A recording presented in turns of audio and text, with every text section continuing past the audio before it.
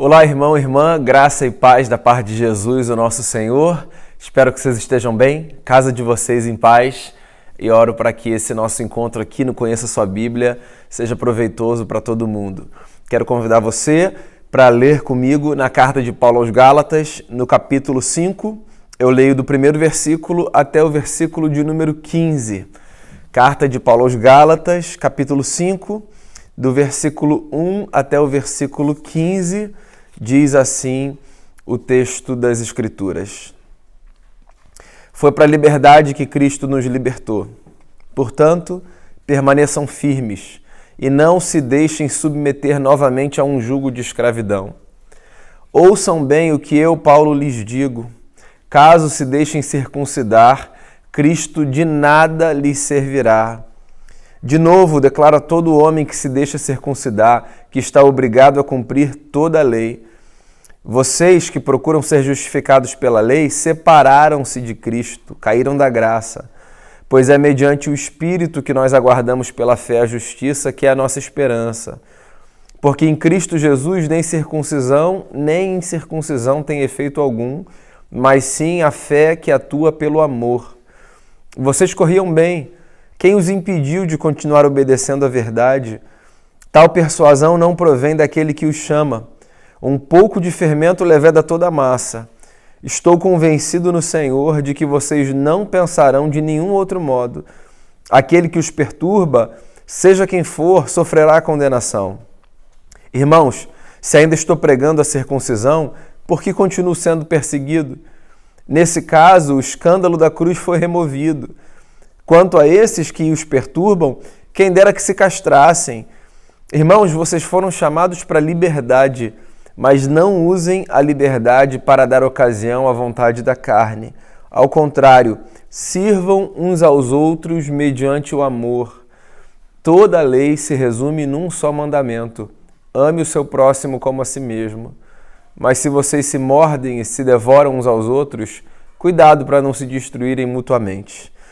Palavras do apóstolo Paulo, nosso irmão na fé, nesse belíssimo tratado sobre a liberdade. Esse é o teor principal da carta de Paulo aos Gálatas. Pois bem, aqui Paulo está avançando numa argumentação já conhecida. Você que tem acompanhado as nossas conversas aqui sabe que Paulo tem batido nessa tecla de que a comunidade cristã é uma comunidade que precisa viver a sua experiência a partir de um exercício maduro da liberdade, porque ele explica aqui no primeiro versículo, numa das frases mais potentes que a gente encontra no Novo Testamento, na minha opinião, foi para a liberdade que Cristo nos libertou.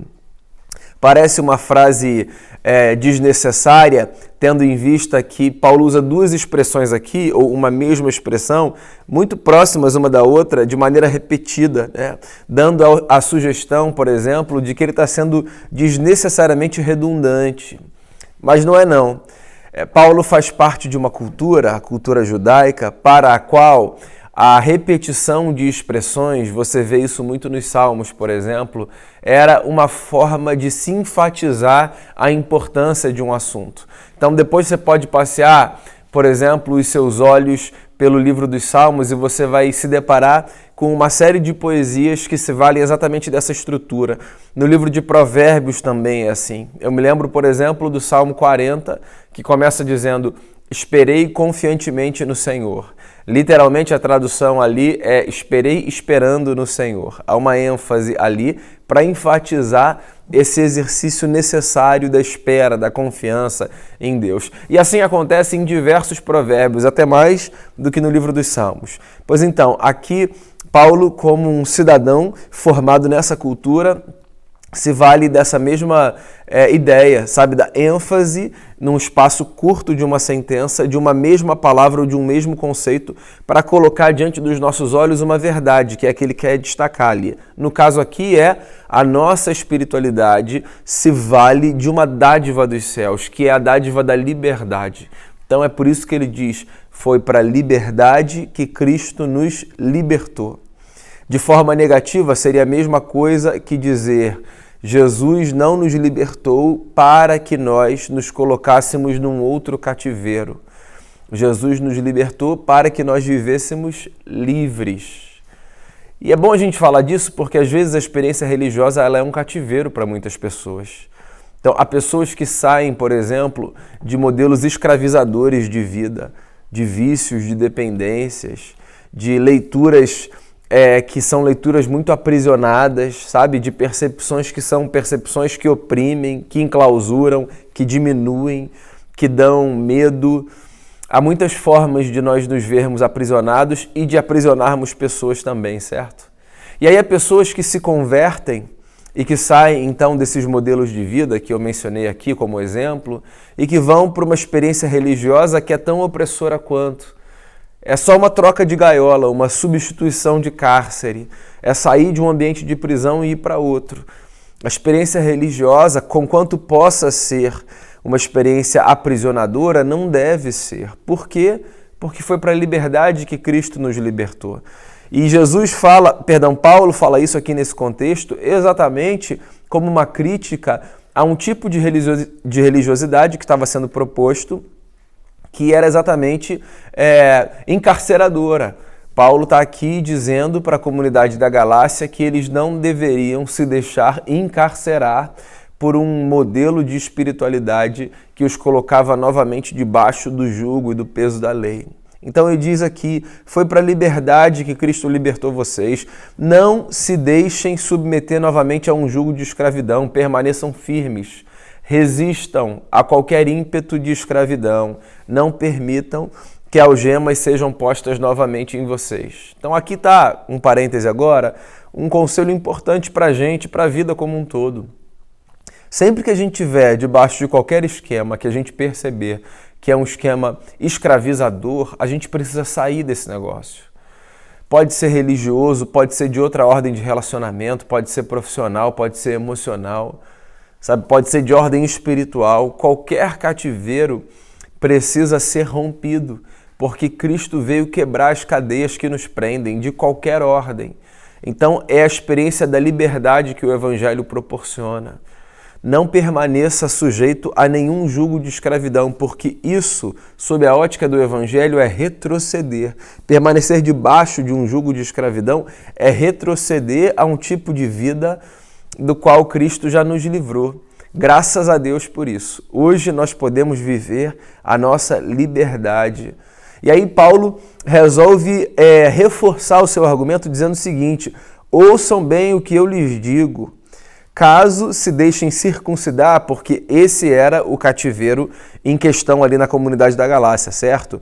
Um grupo mais radical dentro dos que tinham vindo do judaísmo, queria submeter os outros que tinham vindo do mundo gentílico às obras da lei, aos preceitos da lei, sobretudo ao rito da circuncisão. Se vocês não se circuncidarem, essa era a mentalidade, vocês não serão filhos de verdade. Então Paulo está aqui argumentando, a gente passou por isso semana após semana, exatamente contra essa ideia. E aí ele está dizendo aqui de forma explícita, se vocês se deixarem circuncidar, Cristo não vai servir de nada para vocês. Veja bem, não é que Cristo não poderá fazer nada, não é que Cristo estará distante de vocês. O que ele está dizendo é, por lógica, se vocês acham que vocês precisam se circuncidar, então Cristo não serve para nada. Porque para que Cristo serve na nossa vida, sabe, antes de qualquer coisa, senão para demonstrar que não há nada que a gente possa fazer para redimir a nossa própria história. Então, se a gente precisa redimir a nossa história a partir do cumprimento de ritos, então Cristo não nos serve para nada. Então, essa fé que a gente professa na suficiência de Jesus, ela é uma fé ou mentirosa, ou confusa, ou que não se sustenta. Porque se a gente está colocando aqui penduricalhos ao lado da cruz, então a gente está dizendo que a cruz não é suficiente. Paulo está falando isso aqui com todas as letras. Então, Cristo de nada lhe servirá. De novo, declara a todo homem que se deixa circuncidar. Se você fizer isso, então cumpra toda a lei. Ora, se você acha que é importante cumprir um preceito da lei para que você então seja tratado como um filho legítimo de Deus, então cumpra a lei como um todo.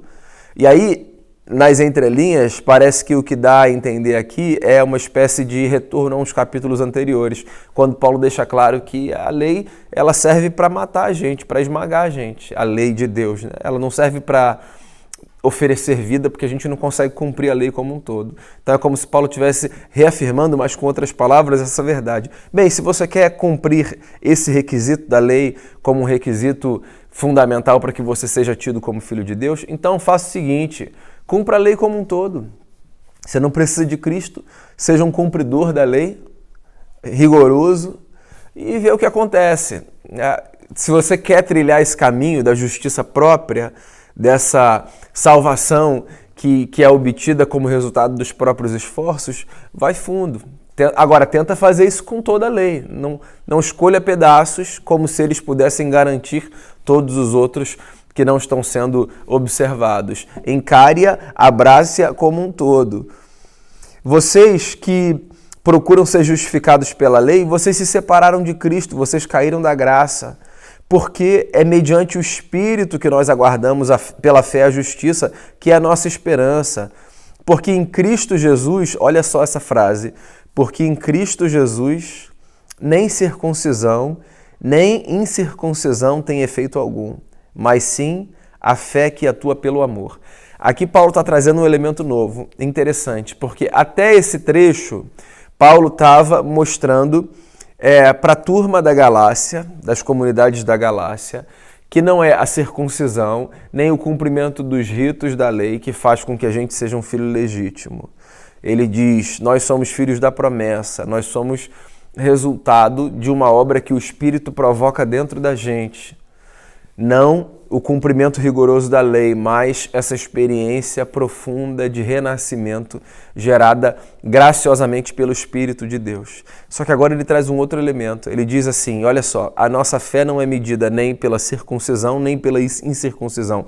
Parem de disputar força, vocês que estão nos polos e que gritam, dizendo é do nosso jeito ou é do nosso jeito.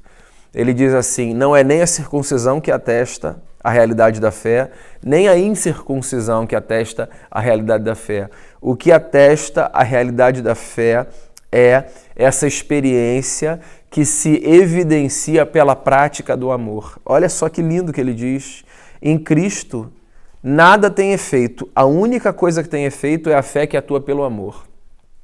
Então, Paulo está apontando um caminho aqui para a gente medir a nossa espiritualidade. O que ele está dizendo é que a nossa espiritualidade ela é medida não pelo rito que a gente cumpre ou que a gente deixa de cumprir, mas pelo amor que se faz exercitar a partir dos nossos gestos e que é capaz de testemunhar a nossa fé. É exatamente, por exemplo, o que Tiago diz na sua carta, quando diz que a fé, se não for evidenciada pelas obras, ela é morta. Paulo está tratando aqui da mesma questão, só que usando outra expressão, que é fé e amor. O que ele está dizendo é, o que tem efeito na nossa vida com Deus é a fé que se demonstra pelo amor, que mais do que um sentimento é esse comportamento que a gente se desenvolve em relação ao próximo. Mais do que uma virtude sentimental, o amor é essa virtude comportamental que se revela nas nossas relações. João também fala sobre isso, sobre a importância da gente dar visibilidade à nossa fé a partir do amor que a gente exercita nas nossas relações horizontais. E ele faz isso numa espécie de bronca também, dizendo assim, vocês falam que amam a Deus, pois como vocês podem amar a Deus que vocês não conseguem ver se vocês não amam o irmão de vocês que vocês veem? Se vocês dizem que amam a Deus que vocês não veem, mas não amam o irmão de vocês que vocês veem, então esse amor não é verdadeiro. O que há aí é um discurso mentiroso.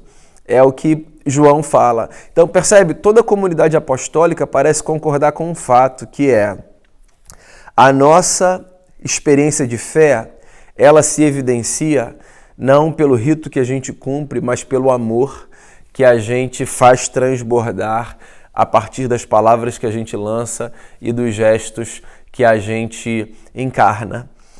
Vocês corriam bem, quem os impediu de continuar obedecendo à verdade? Mais uma vez ele diz aqui o que já falou no capítulo 2 ou 3, se não me falha a memória. Lá ele disse assim, Vocês nasceram no Espírito, agora vocês querem seguir por conta própria? Aqui ele diz assim, vocês começaram bem, vocês corriam bem. O que aconteceu? Que agora vocês parece que estão impedidos de continuar a obedecer à verdade. Vocês parece que foram persuadidos por alguém ou por alguma coisa, só que nada disso tem a ver com aquele que chamou vocês.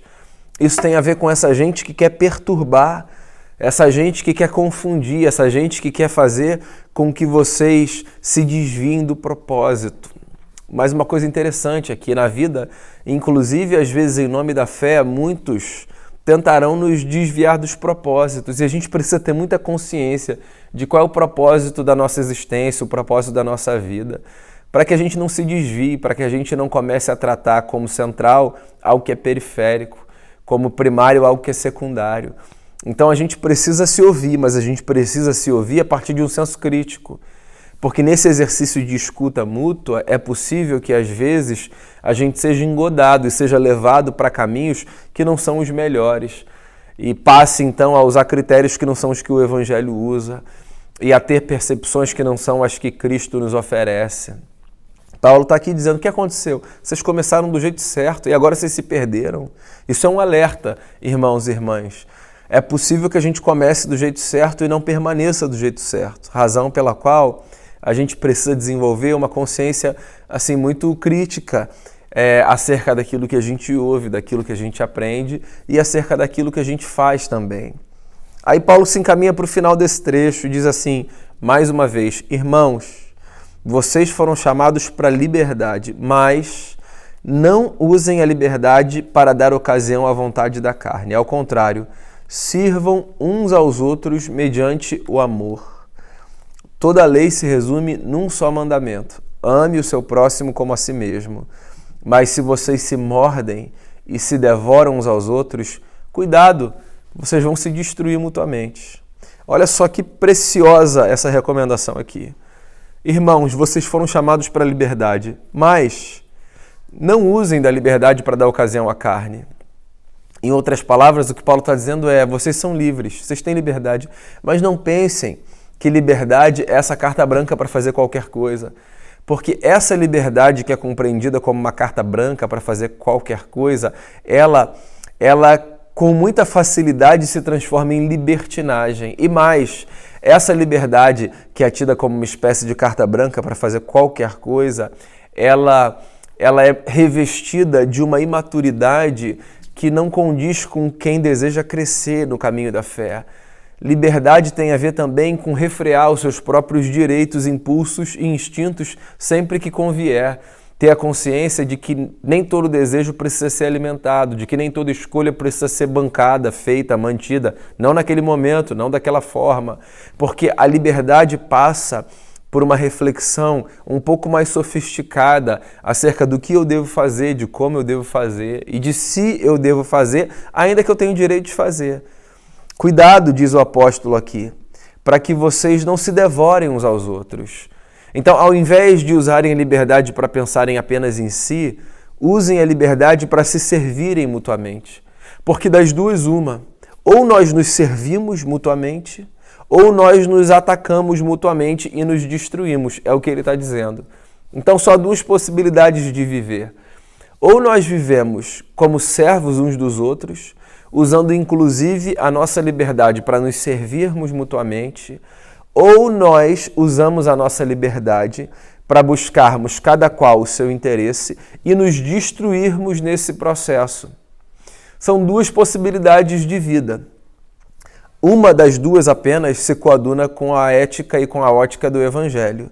E eu acho que fica muito claro diante do texto qual é, certo?